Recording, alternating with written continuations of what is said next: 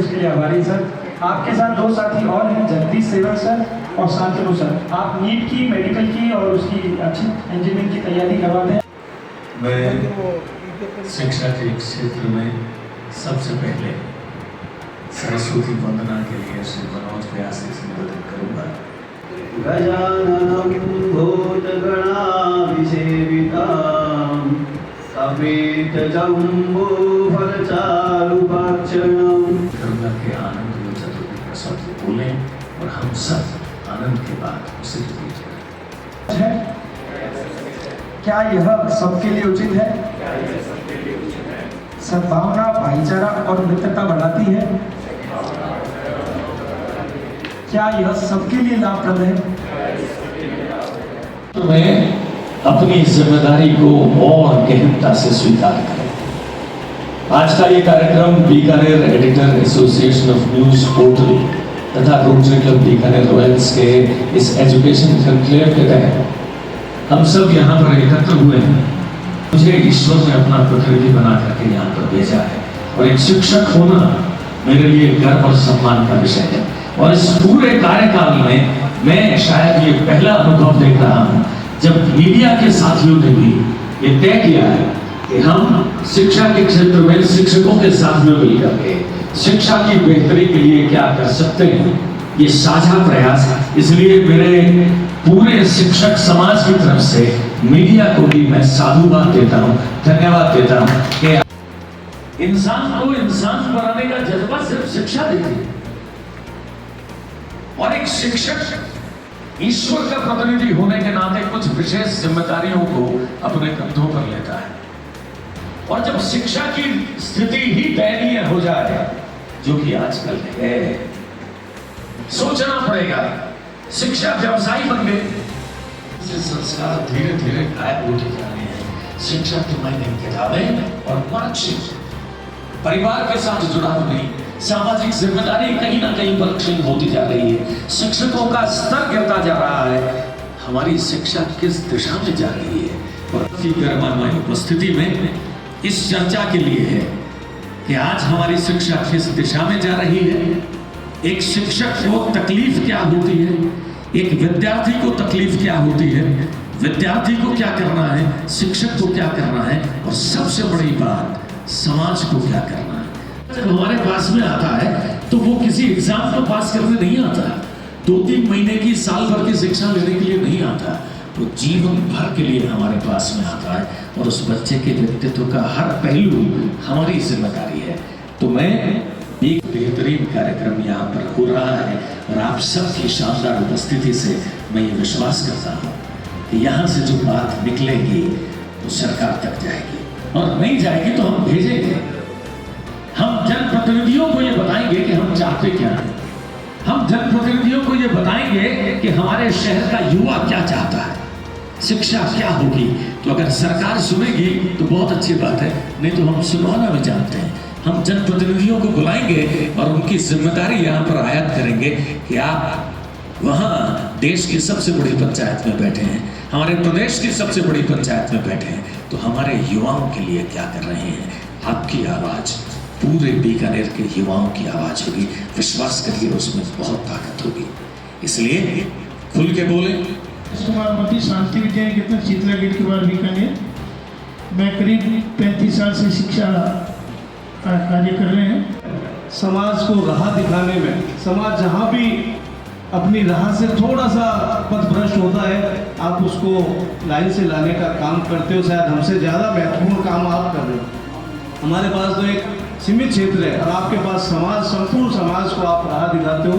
उन्हें आप सबका वंदन, अभिनंदन, और ऐसा शानदार कार्यक्रम आयोजन किया उसके लिए भी आभार। और संस्था चला रहे हैं, निश्चित रूप से हम जरूर कहते हैं सेवा है, लेकिन हमारा व्यवसाय है, इसमें भी किसी प्रकार की कोई कमी है नहीं। मैं गुरेज नहीं करता इस बात से कि हम व्यवसाय नहीं करते, हम व्यवसाय करते हैं, लेकिन सेवा की भावना रहती है।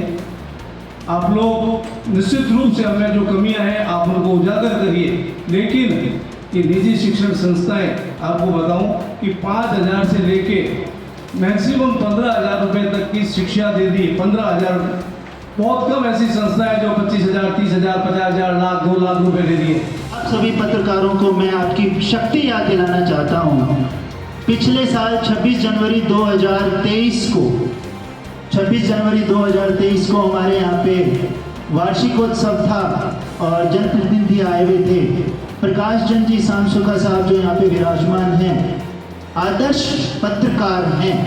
मैं ये बहुत गहराई से जानता हूँ और उम्मीद करता हूँ कि ऐसी पत्रकारिता अगर पूरे देश में चल पड़े तो देश कहाँ पहुँच जाए। इनके मुखारबिंद से एक शब्द निकलना था कि उन जनप्रतिनिधि के आगे, सर यहाँ पे अगर बीना सर में कॉलेज बन जाए तो कितना अच्छा होगा।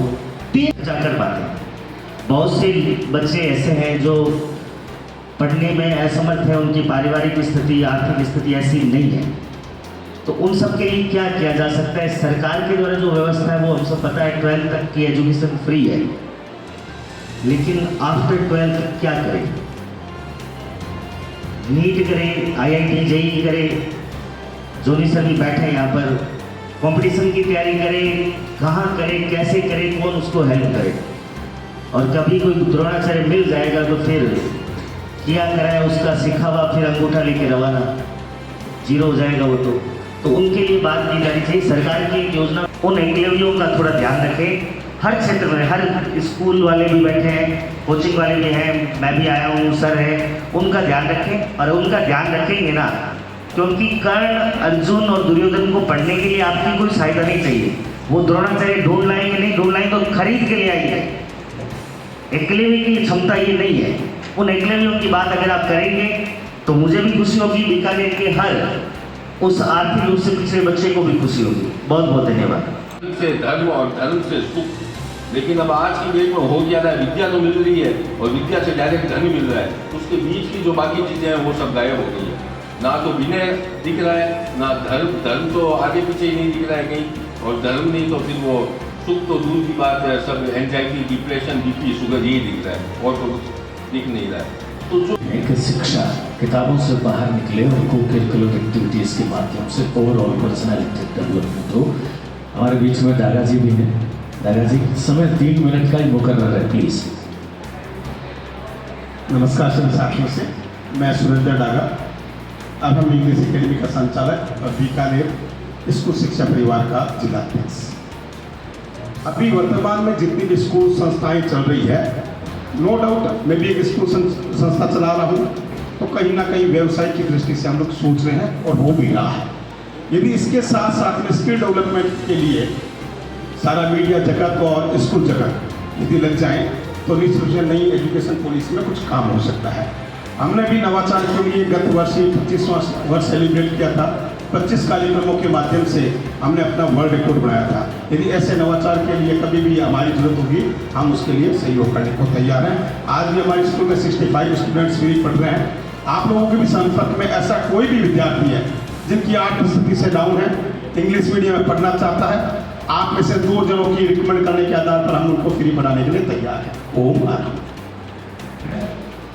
11 बच्चों पर एक टीचर है और प्राइवेट स्कूल में 5 बच्चों पर एक टीचर। संसाधन सीमित है, उसके बाद ये स्थितियां हैं और कितना शोषण हो रहा है। और कोचिंग की आड़ में जो चल रहा है, कोचिंगों की आड़ में जिसकी मर्जी है वो स्कूल खोल रहा है, नियमों की धज्जियां उड़ रही है, किसी को कुछ मालूम नहीं है। हम लोग एक काम कर रहे हैं। अभी एक बात, सरकारी अधिकारी अपने एयर कंडीशन कमरों में बैठ करके किसी शिक्षण संस्थान को कभी चोर कह देते हैं, कभी अवसरवादी कह देते हैं। ये तो पैसा कमा रहे हैं। इतना हल्का ये सनातनी भारत ना तो कभी था और ना कभी होगा। ये शिक्षक हैं, राष्ट्र का निर्माण करने वाले लोग हैं। इतनी बेचारगी कभी नहीं थी। तो फिर राज भाई का जो दर्द था जी, मैं इस माध्यम से, इस मंच से सबके सामने एक बात आना चाहता हूँ। अभी प्राइवेट स्कूल्स पे एक बड़ा आरोप लगता है कि इस किताबों को लेकर वो ये करते, दुकानदार करते, ये करते हैं। मैं आप सभी पत्रकारों से निवेदन करूंगा, कृपया एक खबर बनाइए। आपके पास आर्टिकल की कमी नहीं रहेगी, पता कीजिए सरकारी किताबों की स्थिति क्या है। सबकी नहीं है, तीसरी किताबें 15 समझ आ गई है। जो सकारात्मक है उसको स्पेस ज्यादा दीजिए, उसके कॉलम बढ़ाइए। दिन दहाड़े चोरी पर एक पूरी न्यूज बन जाती है और बच्चा किसी ने टॉप किया तो आता है कि एक और बच्चा अच्छा निकला। हम स्पेस जैसा बढ़ाएंगे, but you can not measure, you can not achieve. हमको मेजर करना होगा कि हम बेहतर चीजों को बढ़ाने के तरफ हैं या नहीं। ये विचार जो है और प्रश्न की हमारी परंपरा है, हम प्रश्न पूछते जाएं और इस प्रश्नों से ही हमारी गीता आई, इन प्रश्नों से ही हमने प्रश्नोपनिषद बनाया और इन प्रश्नों से ही हमारा जीवन निरंतर प्रगतिशील है। आप लोग अपना प्रश्न भी पूछें और साथ ही साथ समाधान भी सुनें।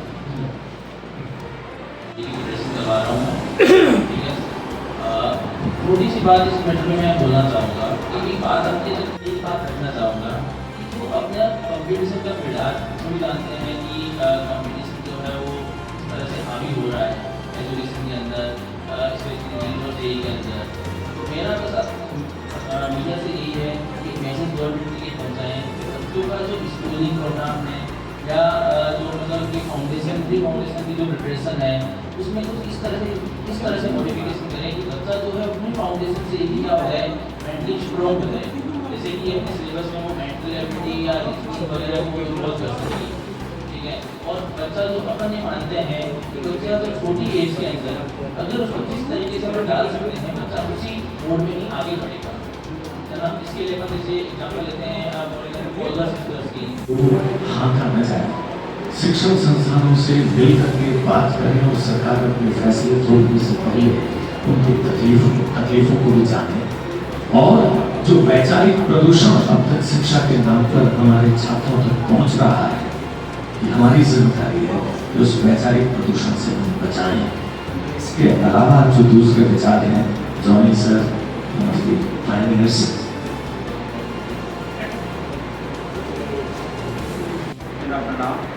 सबसे पहले मैं धन्यवाद देना चाहूँगा रोटरी क्लब को, एडिटर एसोसिएशन न्यूज़ पोर्टल को, कि जिन्होंने इतने सारे प्रबुद्ध व्यक्तियों को एक साथ, जो कि अलग अलग, क्योंकि शिक्षा बहुत बड़ा क्षेत्र है और यहाँ पर जो लोग आए वो अलग अलग क्षेत्र से आए। तो हमें भी इतने साल काम करने के बाद ये महसूस हो रहा है कि यदि अलग अलग क्षेत्र के लोग एक साथ बैठते हैं तो शिक्षा का एक अलग स्वरूप आता है। अलग अलग जगह पे अलग अलग लोगों के साथ क्या क्या प्रॉब्लम्स आती है। मोटा मोटा मुझे इतने साल अनुभव करने के बाद जो महसूस हुआ है, वो जो परिवर्तन महसूस हुआ है वो ये हुआ कि पेरेंट्स की सोच बदली। हम भी पेरेंट्स हैं और हम सब स्कूल भी रन करते हैं, कोचिंग भी रन करते हैं। हमारा तो समाज में जो सबसे बड़ा बदलाव है, एक्सपेक्टेशन बहुत बड़ा है। इस वजह से बच्चों पे प्रेशर बहुत बड़ा है। इस वजह से शिक्षा का रूप अपने आप बदलता जा रहा है।